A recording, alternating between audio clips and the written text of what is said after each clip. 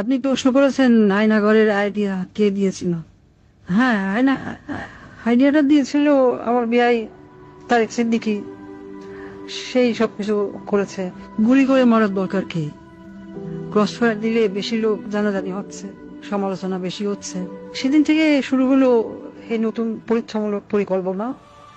একটা ছোট্ট ঘর, 3.5 3 ফিট বাই 3.5 ফিট, ওইখানে নিজের কোথাও ভালোভাবে শোনা যায় না। হ্যাঁ, আমরা প্রথমে কিছু বিরোধী নেতাকে তুলে আনলাম, এই বিএনপি, জামাত, ছাত্র শিবির, ছাত্রদল, কিছু সাংবাদিক। ওদের দেখা হলো সেই আয়না ঘরে। প্রথমে কয়েকদিন ওরা দেয়ালে ঘুষি মারতো। আমাকে ভিডিও কলে দেখানো হলো, ভিডিওতে আমাকে দেখানো হলো ওরা দেয়ালে ঘুষি মারতো, দল্লা ঠেলে বেরোনোর চেষ্টা করছে।